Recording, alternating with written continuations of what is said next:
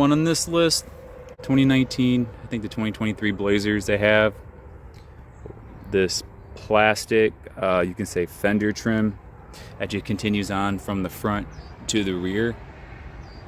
And what happens is these, at least on mine, they got loose.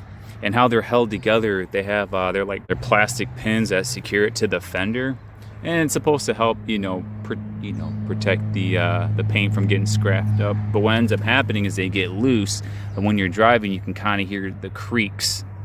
As you're driving down the road, it gets kind of annoying after a little bit.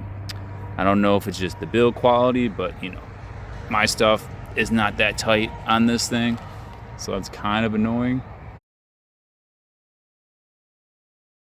All right, second thing on this list is the shift knob. Now this is more of a nitpick than anything else, but on the 1LT trim, I guess the shifter grab part is made out of leather, but it's super cheap because, as you can tell, that was just a slight nick from my fingernail right around here. Let me see if I can readjust that.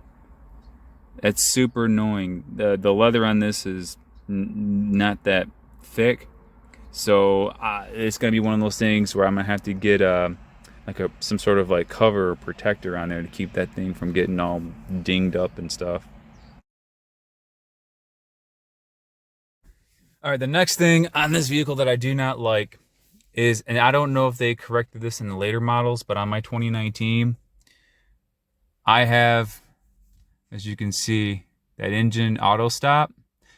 Now, that in and of itself isn't the problem. The problem is, I don't know if it's on the 1LTs, on the newer models, or just 2LTs on up. Right next to where this your flashers come on, or whatever, emergency flashers, there's a button situated next to this where you can turn it off. You cannot turn it off on this vehicle. One of the ways you might be able to kind of mitigate it is if you shift this in the low gear. Now, with this being a 9-speed, when you shift this into the low gear, and you can control it by pressing up on the plus, you got a plus or minus, you can do the manual shift on here. But if you shift it all the way up to the 9-speed, you can sort of kind of get around that. But it's still kind of annoying that they didn't offer the auto stop start turn off feature on here. You might be able to see it's right around here. Yeah, it's right here. So what's happening is, I don't know if it was a defect with the paint or the clear coat, but right here it's already bubbling on the surface right here. So I don't know if it got moisture underneath and the paint didn't set properly, but that's a little bit concerning since this is only a 4-year-old vehicle. And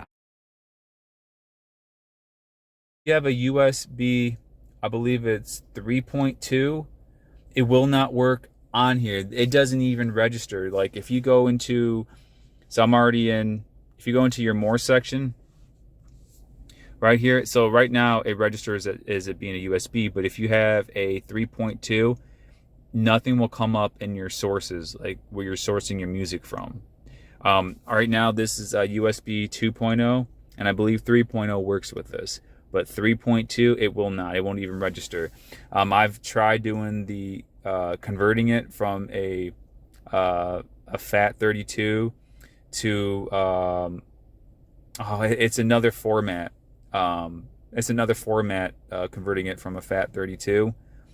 It still won't even register it. So yeah, don't waste, if you're trying to play music on here, you're not streaming it from your phone, and you're streaming it through a USB device. Yeah, I think it has to be 3.0 or lower.